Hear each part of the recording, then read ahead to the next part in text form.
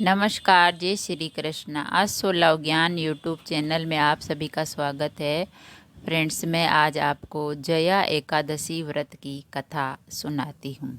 जया एकादशी व्रत की पौराणिक कथा। जया एकादशी के दिन भगवान विष्णु की विधि विधान से पूजा करनी चाहिए और इस दिन व्रत रखने का भी विधान होता है। इस दिन भगवान विष्णु की पूजा करने से, व्रत रखने से और कथा सुनने से हमें पुण्य की प्राप्ति होती है। जया एकादशी का विशेष महत्व है। ये हर साल माघ मास के शुक्ल पक्ष की एकादशी तिथि को आती है। इसे जया एकादशी कहते हैं। तो जया एकादशी वो 20 फरवरी को है, मंगलवार को। जया एकादशी के दिन भगवान विष्णु की विधि विधान के साथ पूजा करने से पुण्य की प्राप्ति होती है और इसके साथ ही इस दिन व्रत रखने का भी विधान है। एकादशी के दिन व्रत करने वालों को सभी सुखों की प्राप्ति होती है और एकादशी व्रत के दिन व्रत कथा का पाठ अवश्य करना चाहिए। यानी एकादशी की व्रत कथा जरूर सुननी चाहिए। तो एकादशी यानी जया एकादशी व्रत की कथा। एक बार अर्जुन ने भगवान श्री कृष्ण से प्रश्न करते हैं, हे भगवान, अब कृपा कर आप मुझे माघ माह के शुक्ल पक्ष की एकादशी का महत्व बताइए।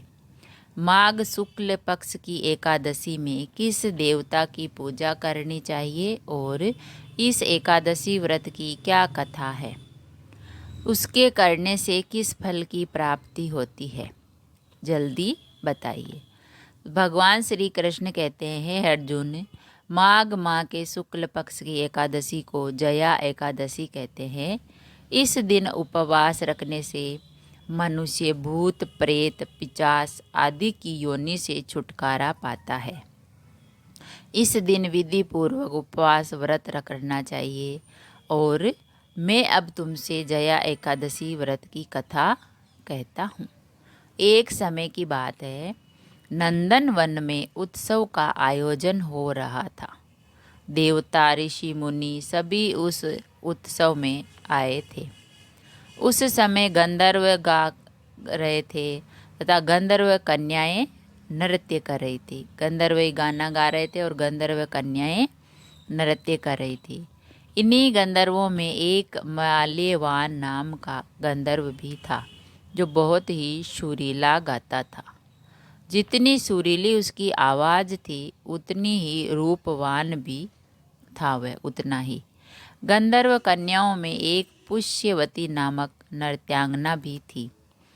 पुष्पवती नामक गंधर्व कन्या ने माल्यवान नामक गंधर्व को देखते ही उस पर आसक्त हो गई तथा अपने हाव भाव से उसे रिझाने के प्रयास करने लगी।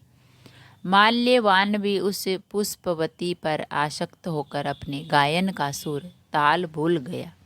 इससे संगीत की लय टूट गई और संगीत का सारा आनंद बिगड़ गया। सभा में उपस्थित देवगणों को ये अच्छा नहीं लगा। माल्यवान के इस कृत्य से इंद्र भगवान नाराज होकर उन्हें श्राप देते हैं कि स्वर्ग से वंचित होकर मृत्यु लोक में पिशाचों का जीवन भोगो, क्योंकि तुमने संगीत जैसी पवित्र साधना का तो अपमान किया ही है, साथ ही सभा में उपस्थित गुरुजनों का भी अपमान किया है।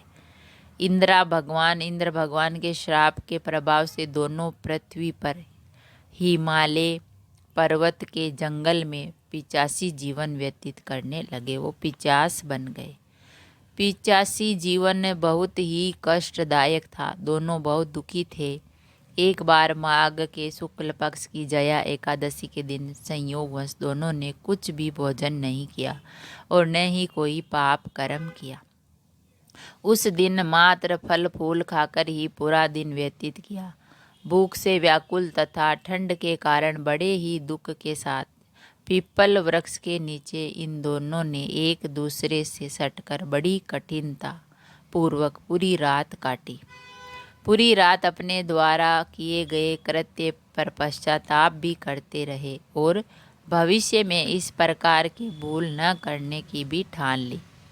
सुबह होते ही दोनों की मृत्यु हो गई।